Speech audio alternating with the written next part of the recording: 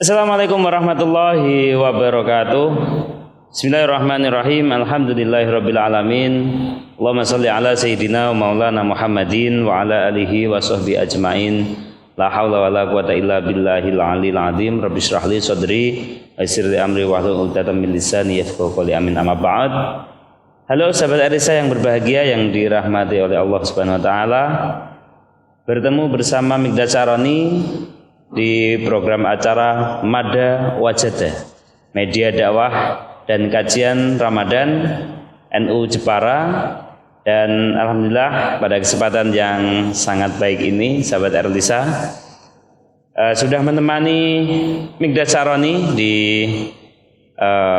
kesempatan yang sangat baik ini. Ada ketua dari pimpinan cabang Majelis Zikir Sholawat Rijalul Ansor Kabupaten Jepara. Ada sahabat Ustadz Abdullah Badri. Assalamualaikum. Waalaikumsalam warahmatullahi wabarakatuh. Saya panggilnya Ustadz dan sahabat. Biasanya Mbak. Oke. Gimana kabarnya ini Mbak? Mbak. Alhamdulillah. Alhamdulillah. Semangat ya. Alhamdulillah. Selalu untuk berdakwah ini.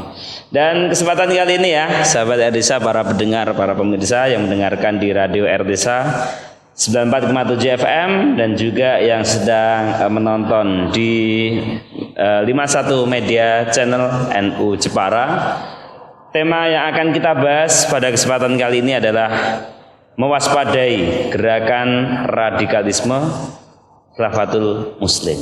Karena kebetulan kemarin ini sahabat kita Ustadz Abdullah Badri ini sempat mendampingi para korban atau apa ya? Mungkin nanti kita tanyakan ke beliau, karena beberapa kesempatan kemarin sempat ramai ada Khilafatul Muslim. Nah, mungkin ini yang pertama kali saya tanyakan ini. Cara berpikir mereka itu seperti apa bisa sampai terpengaruh ke Khilafatul Muslim. Assalamualaikum warahmatullahi wabarakatuh. Salam. Sahabat Mikdad Syaroni yang saya hormati, untuk kali ini saya hanya mengulang apa yang pernah saya utarakan kepada teman-teman Ansor di seluruh Jepara untuk mewaspadai gerakan radikalisme yang dinamai dengan Khilafatul Muslimin. Khilafatul Muslimin ini organisasi tapi ilegal. Ilegal itu artinya tidak terdaftar di Kemenkumham. Yang terdaftar itu hanya yayasan-yayasan mereka ini menurut keterangan yang saya dapatkan dari orang-orang yang ikut di sana. Karena itulah pasal yang diterapkan oleh mereka itu pasal ormas ilegal. Ormas ilegal, tidak resmi. Cuman tuduhan-tuduhan itu tuduhan mereka yang diterapkan kepada mereka, orang-orang yang ditersangkakan sebagai bagian dari gerakan Khilafatul Muslimin, karena mereka menggunakan simbol, menggunakan atribut baik secara langsung maupun tidak langsung, memiliki keterkaitan atau kemiripan dengan organisasi yang terlarang. Jadi mereka ini tidak seperti Hizbut Tahrir.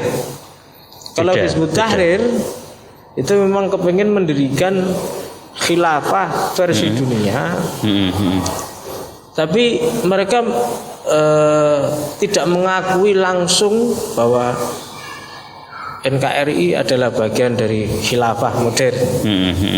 Itu kalau HTI kan HTI. Ya. Nah, Khilafatul Muslimin ini agak-agak maju dan mundur kepingin mengakui Indonesia atau tidak. Sebab mereka berpikir bahwa Nahdlatul Ulama menurut mereka itu tidak dianggap sebagai jamaah. Itu cara berpikir mereka. Jamaah. Nah, jamaah itu artinya perkumpulan yang memang dianggap mereka secara tafsirnya al-jamaah adalah khilafah. Itu yang saya pikir. Alaikum bil jamaah. Rasulullah kan pernah dalam suatu hadisnya bicara seperti itu. Dalam hadis, alaikum bil jamaah wa iyyakum wal furqah. Kamu harus mengikuti jamaah. Jamaah artinya kumpulan orang Islam, dan kamu jangan bercerai-berai. Menurut mereka untuk mengikuti jamaah salah satunya dengan khilafah. Bahkan itu bukan salah satunya menurut mereka. Tapi memang itu tafsir atau takwil satu-satunya bahwa yang dimaksud dengan jamaah adalah khilafah. Dan NU tidak bisa disebut oleh mereka sebagai jamaah sebab NU memiliki banyak organisasi, misalnya ada Ibnu, ada Ansor, ada Muslimat, Fatayat. Menurut mereka itu firqah. Cara berpikirnya seperti itu. Ya, berarti ya. Terus bagaimana dengan Indonesia? Mereka sebetulnya orang Indonesia, KTP-nya orang Indonesia. Tapi dia kepingin mengikuti bahwa kewajiban untuk alaikum bil jamaah itu adalah kewajiban fardu ain. Yang ditafsiri secara fardu ain juga bahwa itu adalah khilafah. Sehingga mereka ragu-ragu untuk mengatakan bahwa NKRI ini sebetulnya bagaimana. Sebenarnya ragu-ragu. Akhirnya keceplosanlah dalam banyak tulisan, dalam banyak forum. Sebetulnya mereka itu tidak mengakui Indonesia, cuman nggak berani secara langsung gitu. Apa karena memang jamaahnya belum banyak seperti Memang, halnya ya, Hizbut Tahrir? Di Jepara sendiri sekitar 150-an. Baru 150 ya? Ya itu sudah banyak. Sudah banyak ya? Sudah banyak itu kalau misalnya misalnya bahan bakunya sama dengan misalnya MMI, Majelis Mujahidin Indonesia.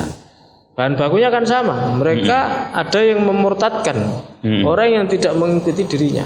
Bahkan ada seorang anggota yang menyebut kalau pernikahannya dengan istrinya itu sekarang sudah tidak sah karena istrinya tidak bagian daripada jamaah.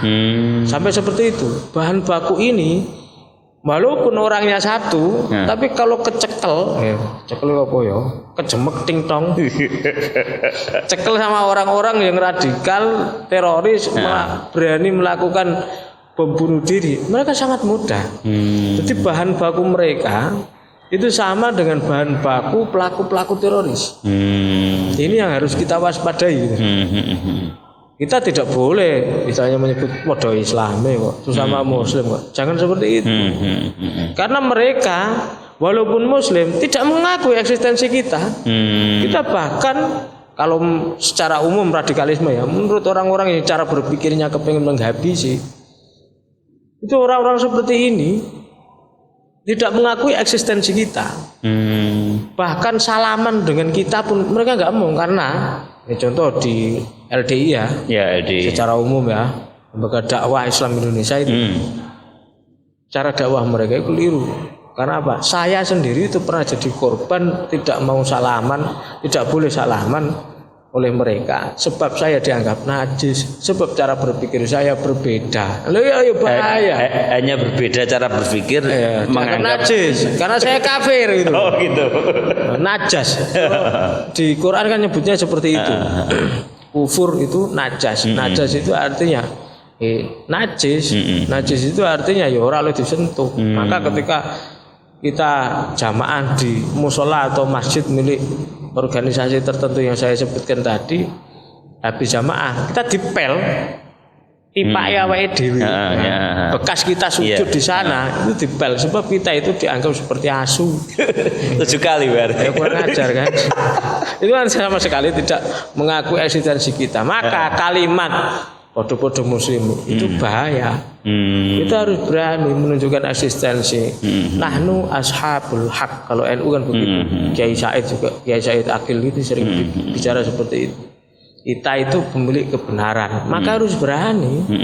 Kita harus mewaspadai gerakan mereka, tapi harus berani tegas bahwa kita sesama muslim. Tapi Nabi sendiri sudah bicara bahwa setelah Islam nanti ditinggal oleh Rasulullah pasca wafat itu terbagi banyak menjadi 70 lebih kan seperti itu. Oke, kembali lagi ke ini khilafatul muslimin. Cara berpikir, apakah ada kesamaan dengan Hizbut Tahrir, ada dengan organisasi-organisasi yang terlarang, atau mungkin itu Hizbut Tahrir HTI dibubarkan sehingga membuat baru, atau seperti apa itu? Sebetulnya mereka punya bahan baku yang sama. Saya Bahan tidak bakunya menyamakan sama. dengan Hizbut Tahrir, karena menurut mereka Hizbut Tahrir juga bukan bagian dari mereka. Jadi mereka itu firqah sendiri menurut saya. Mereka punya tokoh sendiri yang disebut orangnya sudah dipenjara, namanya Abdul Qadir Baraja. Abdul Qadir Baraja dulu itu tahun 85 pernah terlibat pengeboman bom Borobudur. Itu sejarahnya seperti itu, di internet banyak itu keterangan seperti itu. Jadi saya bukan mengada-ngada. Tahun 70-an dia pernah mendirikan DITI, Darul Islam, Tentara Islam Indonesia di Lampung. Makanya pusat Khilafatul Muslimin itu sebetulnya di Lampung. Dia berpikir bahwa khilafah adalah kewajiban. Menurut mereka seperti itu. Dan dia secara tidak langsung, ini bagian dari cara untuk mengelabui lah, bahwa Indonesia itu tidak memiliki ide untuk dia bubarkan. Jadi dia tetap di Indonesia, tapi khilafah hanya kewajiban. Kalau HTI kan beda. HTI itu menyebut bahwa sistem nasionalisme, sistem negara bangsa, demokrasi itu adalah sistem tauhid kafir. Bahkan Ustadz Peksio ini ya, saya memperingatkan kepada teman-teman lah, yang tidak tahu siapa dia, jangan gampang nge-share ya. Jangan gampang nge-share. Walaupun itu baik ya. Walaupun itu baik, jangan gampang nge-share tokoh-tokoh mereka, tokoh-tokoh Nahdlatul Ulama itu banyak.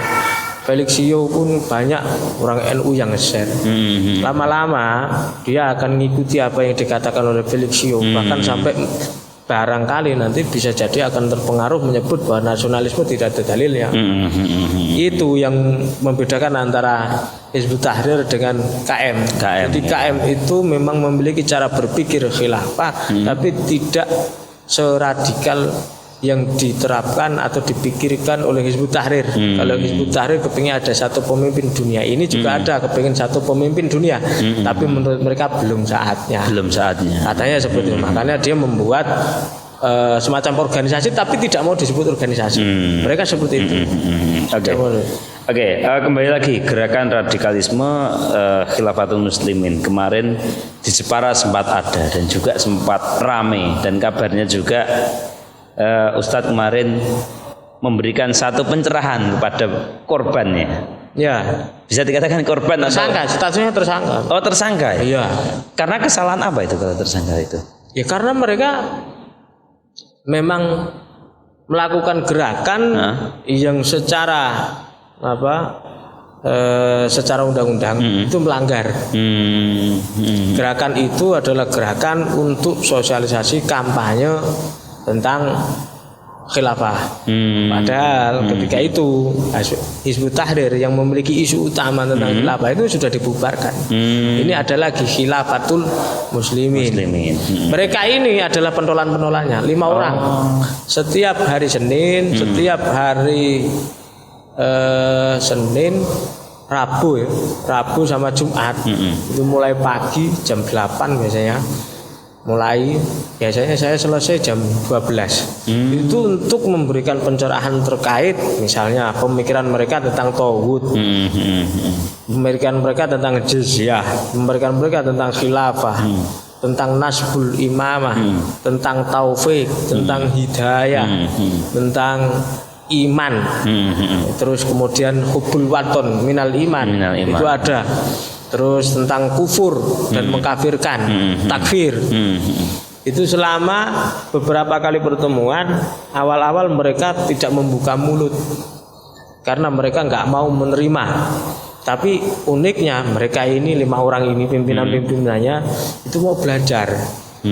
Akhirnya mendengarkan terus 3 kali pertemuan itu mereka nggak buka cangkem. 3 kali pertemuan itu seperti ceramah berarti jenengan. Iya, seperti saya itu menghadapi tembok lah gitu. Gimana? Mau mundur saya. Mau mundur. Tapi kemudian setelah minggu kedua mereka sudah mulai interaksi. Setelah karena tertarik dengan tema-tema yang saya awalnya saya nggak tahu cara berpikir mereka seperti apa. Karena saya hanya menggunakan kurikulum di Ansor. Apa itu kurikulum tentang deradikalisasi. Oh, gitu. Itu saya tahu nih bagaimana nasionalisme NKRI harga mati itu artinya apa sih kan gitu kan. Saya pakai yang seperti itu yang dipakai oleh konco-konco NU untuk menjelaskan tentang seperti itu, tapi gak mempan. Mereka menolak. Nah, setelah mereka menolak tapi mau belajar, akhirnya mau menerima sedikit demi sedikit. Minggu kedua buka masker mereka. Terus minggu ketiga pertemuan ke-11 mereka salaman dengan saya, Dicucuk tangannya. ya ora dicucuk. Aku rak kiai. Haram ya. Aku dak kiai ini. Mereka salaman dengan kita. Dan di situ ada Pak Kasat Tahti. Kasat Tahti itu kasat tahanan dan barang bukti di Polres. Ada Bib Sarif itu yang selalu mendampingi saya, mendampingi, menjemput bahkan. Menjemput ya. Setiap pagi saya dijemput oleh beliau untuk ke Polres. Akhirnya pertemuan ke-11 mereka nyalamin saya dan menyatakan kembali kepada NKRI. Itu sebabnya saya tidak sengaja menjelaskan tentang sejarah wafatnya Rasulullah. Wafatnya Rasulullah menurut mereka ditunda pemakamannya sebab sahabat, kata mereka, kata tafsir-tafsir yang mereka dapat, versi mereka ya. versi mereka itu karena rebutan khilafah. Itu kan Rebutan khilafah. iya. Rasulullah itu kan wafat. Wafatnya itu Senin pagi. Tapi kemudian dimakamkan malam Rabu. Menurut mereka lamanya pemakaman menurut mereka itu adalah karena rebutan khilafah. Saya bantah, bukan itu. Faktornya bukan seperti itu. Itu saya mendapatkan di majalah mereka namanya Al Khilafah. Edisinya saya lupa. Karena apa? Setelah saya tahu, saya membaca majalah-majalah mereka, saya tahu cara berpikir mereka. Kemudian setelah saya tahu cara berpikir mereka, saya catat semuanya yang sudah saya baca satu edisi misalnya, atau satu edisi saya baca setengah, saya catat, saya berikan keterangan, saya bantah satu-satu. Nah kebetulan ketika itu ada tentang wafatnya Rasulullah disebutkan di majalah itu karena rebutan khilafah, saking pentingnya begitu. Akhirnya saya menjelaskan bukan itu, mereka menunda pemakaman itu bukan karena menyelesaikan siapa yang akan mengganti Rasulullah, tidak. Rasulullah tidak pernah mewasiatkan hal itu. Terus kenapa? Dia tanya seperti itu. Ya karena banyak sahabat Rasulullah yang antri kepingin mensalat di Rasulullah, mensalati jenazah Rasulullah tanpa dipimpin seorang imam pun. Itu kecil, besar, tua, muda, laki-laki, perempuan, semuanya kepingin mensalati Rasulullah. Sekarang jumlahnya berapa? Di akhir hidup data sejarah menyebutkan jumlah sahabat Rasulullah ada 200.000 orang ketika itu. Yang sezaman itu ya berarti sahabatnya. Bayangkan ketika itu sholatnya itu per kelompok, misalnya per kelompok 5 orang, kadang hanya 1 orang. Tidak ada yang berani mensalati di depan Rasulullah menjadi imam. Tidak ada yang berani. Itu yang terus akhirnya ada dalil, ada. Kalau besok jenengan bawa dalilnya, saya kembali kepada jenengan. Saya akan mendukung utuh negara Republik. Berarti sebelumnya mendukung atau tidak? Itu yang terjadi. Gitu. Nah, akhirnya saya menjelaskan itu sampai berjam-jam, berbusa-busa. Sebab sebelumnya tema-tema yang saya utarakan mereka itu ternyata gak mempan tentang juz'iyah, tentang tarbiyah, tentang apapun itu, syirik. Itu mereka punya konsep sendiri. Dan ini ternyata jadi titik nadir. Titik nadir pemikiran mereka tentang wafatnya Rasulullah. Saya menjelaskan mulai pagi ya. Ini saya jelaskan kronologinya. Mulai pagi Rasulullah itu sudah sholat subuh. Ketika itu sahabat Abu Bakar juga ikut sholat subuh, tapi diminta untuk mengganti. Kamu yang imami, Kanjeng Rasul jadi makmum. Artinya sahabat Abu Bakar tidak mencurigai sama sekali ketika itu kalau Rasulullah akan wafat. Dia akhirnya pulang ke rumah. Tapi kemudian jam 8 ada kabar waktu duha. Waktu duha Rasulullah itu kan sudah ngomong sama pimpinannya, gimana ini Rasulullah, ini kita mau memimpin perang nggak, cepat berangkat. Rasulullah sempat memerintahkan supaya pasukan perang yang sudah disiapkan itu berangkat. Untuk berangkat. Mereka tahu loh siapa ini. yang dikasih perintah oleh Rasulullah, mereka tahu namanya loh. Kita itu tahunya itu sejarah Maulid.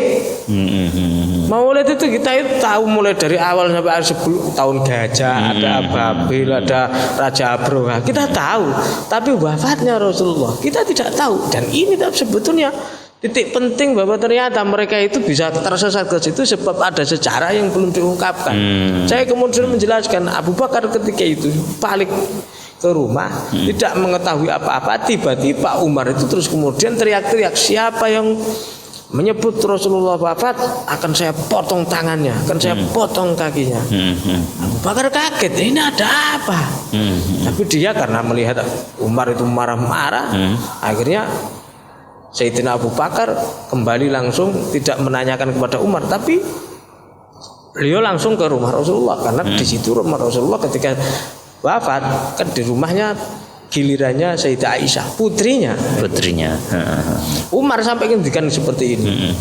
Rasulullah itu tidak wafat. Rasulullah seperti Nabi Musa yang sedang sowan kepada Allah, nanti 40 hari lagi akan balik. Itu saking apa? Saking shocknya ditinggal Rasulullah, saking cintanya para sahabat kepada Rasulullah sehingga ada respon seperti itu. Abu Bakar langsung tahu di sana ternyata memang Rasulullah sudah wafat. Diciumlah Rasulullah, tubuh Rasulullah dicium, dia mengetahui secara langsung kalau Rasulullah sudah wafat, akhirnya mengumumkan. Pengumuman itu yang dari Sayyidina Abu Bakar. Sayyidina Abu Bakar. Mangkana ya'budullah Mangkana ya'budu Muhammadan faqad mata Muhammad. Barang siapa yang menyembah Muhammad, Muhammad sudah mati. Ngomongnya Abu Bakar seperti itu. Mangkana ya'budullah ayyun la yamut. Yang menyembah Allah dia maha hidup. Akhirnya Umar baru tersadar, sahabat baru tersadar, ternyata betul Rasulullah sudah wafat. Pertanyaannya kemudian, di mana Rasulullah akan dimakamkan? Ada yang mengusulkan ke Makkah, ada yang mengusulkan di Madinah saja, ada yang ke Syam bersama para nabi-nabi lain. Kemudian Abu Bakar menyelesaikan lagi. Wafatnya sudah pasti diselesaikan siapa? Abu Bakar. Terus kemudian Abu Bakar menyelesaikan lagi. Rasulullah pernah ngendikan, dimanapun Nabi wafat disitulah dikuburkan. Selesai kan. Terus kemudian siapa yang memandikan? Apakah dimandikan atau tidak? Itu. Ini jadi perkara. Jadi perkaranya ini bukan khilafah. Ini dimandikan atau tidak? Dimandikan akhirnya. Sebab apa? Sebab para sahabat itu bicara Rasulullah itu imam syuhada, pemimpin para mati syahid. Orang mati syahid tidak dimandikan. Masa Rasulullah dimandikan? Kan gitu. Akhirnya terjadi perdebatan, dimandikan. Siapa yang menyelesaikan? Sayyidina Ali. Sayyidina Ali sudah menghentikan dulu. Rasulullah pernah berpesan kalau saya wafat nanti yang memandikan orangnya ini 1, 2, 3, 4 sudah ada. Selesai kan? Selesai. Terus giliran nanti disolatkan atau tidak. Nah itulah kesepakatannya, disolatkan tapi satu-satu karena tidak ada yang berani ngimami. Ketika itu kan selesai. Rasulullah itu wafat pagi jam 12 sudah tidak ada apa-apa.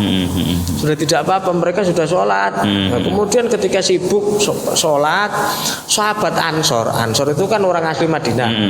Itu yang tidak kelihatan. Yang kelihatan siapa? Muhajirin semua. Karena Muhajirin itu ada keluarga Rasulullah kan, orang Quraisy. Rasulullah orang Quraisy. Jadi mereka itu yang merasa paling terpukul kehilangan Rasulullah, akhirnya kumpul di rumah Rasulullah. Tapi sahabat Ansor tidak ada. Orang Ansor ini. Nah, orang Ansor di mana? Ternyata dia sedang membuat perkumpulan. Siapa nanti yang akan mengganti Rasulullah setelah kita? Karena apa? Kita itu kedatangan Rasulullah itu mendamaikan kita antara suku Aus dan Khazraj yang 200 tahun itu sudah perang. Kalau tidak ada Rasulullah, siapa yang akan menggantikan? Kan gitu akhirnya. Akhirnya mereka berkumpul di sebuah gedung. Nah, Umar tahu, dikasihlah tahu sama Abu Bakar. Abu Bakar, ini orang-orang Ansor membuat acara ini. Acara apa? Saya sedang sibuk. Ini mustahil. Saya sedang sibuk. Ini udah hati sadar. Saya sedang sibuk ini aja jenazah Rasulullah, kamu kepingin mengalihkan. Artinya soal kepemimpinan siapa yang akan diserahkan setelah Rasulullah, ini Rasulullah tidak pernah mewasiatkan sama sekali. Karena ini bagian dari ijtihad gitu. Bukan menjadi rukun iman. Kalau ada kelompok yang menyebut bahwa kepemimpinan adalah bagian dari rukun iman, dia itu sudah salah takwil. Salah takwil. Ini tidak ada artinya, Rasulullah tidak ada. Kalaupun ada, pastinya Abu Bakar tahu. Tapi ternyata tidak. Abu Bakar tidak tahu. Ini perkara penting. Penting apa? Ini orang Ansor kumpul. Ansornya orang Ansor di Pore ya. Ansor Madinah. Ansor Madinah gitu loh. Ansor Madinah merasa kehilangan besar Rasulullah karena mereka itu selama 200 tahun terakhir perang Bu'as. Perang Bu'as itu yang terakhir mereka lakukan, dan sejak kedatangan Rasulullah mereka itu rukun. Ikut perang Badar juga kan, antara suku As dan Khuzraj. Dulu itu tukaran terus. Akhirnya mereka itu dikasih tahu kalau ada perkumpulan itu siapa yang akan memimpin. Akhirnya Abu Bakar langsung bergegas. Saya udah ngono, ini geger ini. Kalau nanti tidak dihentikan, ini nanti akan terjadi malapetaka ini. Karena mengangkat tanpa tanpa sepengetahuan orang lain, secara sepihak gitu. Akhirnya Abu Bakar jalan. Saya tanya sama orang-orang yang ada di penjara itu. Pertanyaannya, di hadis disebutkan Abu Bakar itu jalannya tergesa-gesa dan tidak tahu kalau mereka kumpul. Pertanyaannya, apakah ini bagian daripada wasiat Rasulullah? Mereka menjawab semuanya tidak. Berarti pertemuan orang-orang Ansor itu legal atau tidak? Saya tanya seperti itu. Berarti ilegal. Artinya tidak ada wasiat apapun tentang khilafah seperti yang jenengan pikirkan. Seperti itu. Jadi tafsir tentang al-jamaah, bahwa al-jamaah itu tafsirnya hanya al-khilafah, sampai salah besar. Saya ngomong seperti itu. Setelah itu saya tanya lagi, Abu Bakar diangkat setelah dari pertemuan itu, diangkat jadi khalifah pengganti Rasulullah, itu jam berapa? Mereka nggak pernah berpikir. Saya menemukan itu di bukunya orang Mesir. Di sana disebutkan Abu Bakar diangkat itu menjelang asar. Artinya kalau alasan bahwa pemakaman Rasulullah sebab royoan khilafah, sebab perebutan khilafah, tidak menemukan dasarnya sama sekali. Karena apa? Karena Abu Bakar sudah dilantik menjelang ngasar. Itu ada kitabnya. Dan kenapa kok dimakamkan sampai malam Rabu? Itu karena ada hadis yang menyebutkan di sana bahwa yang mensolati Rasulullah itu fauja. Fauja itu berkelompok. Itu yang menyebabkan. Makanya setelah itu mereka kembali kepada NKRI dan mereka kuabe omongannya karena kalau saya ngomong mereka tuh nurut. Ya karena itu tadi mereka mau belajar. Iya. Oke. Karena kita terbatas oleh waktu ini.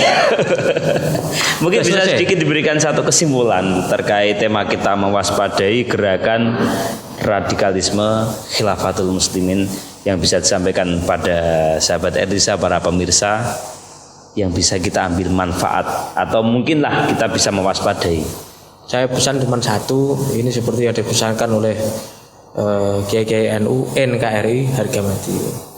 Artinya NKRI adalah wasilah menuju maslahat satu-satunya. Untuk mencapai maslahat kita harus bersistem seperti sistem yang sudah dipakai di Indonesia, yakni demokrasi, yang selama ini ada yang menyebut demokrasi Pancasila, ada yang penting demokrasi.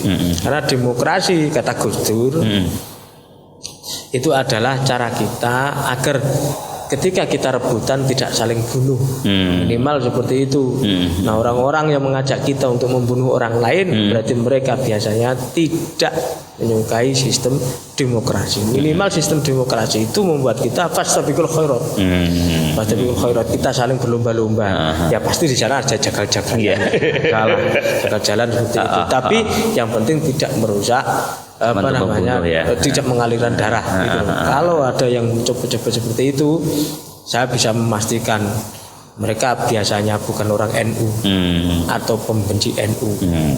Kalau orang NU, NKRI harga mati. Dan kalau seandainya jenengan menemukan takwil-takwil yang kira-kira itu membuat jenengan itu semuanya pendengar ini merasa wow atau merasa wah, silakan dicari dulu dalilnya, dicari dulu takwilnya. Karena apa? Kesesatan kata di kitab-kitab kuning itu karena takwil yang salah. Bukan mesti guru yang salah, tapi takwilnya yang salah. Takwil itu menafsirkan tapi tanpa dasar.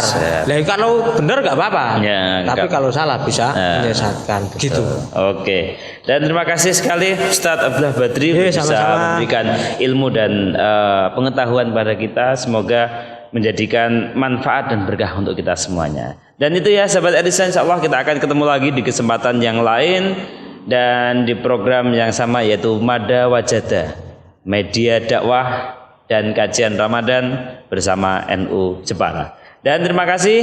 Akhirnya Migras Salani harus pamit. Tetap konsentrasi, represtasi, jangan sia-siakan waktu supaya kita tidak merugi. Wallahul muwaffiq ila aqwamit thoriq. Assalamualaikum warahmatullahi wabarakatuh. Waalaikumsalam warahmatullahi wabarakatuh.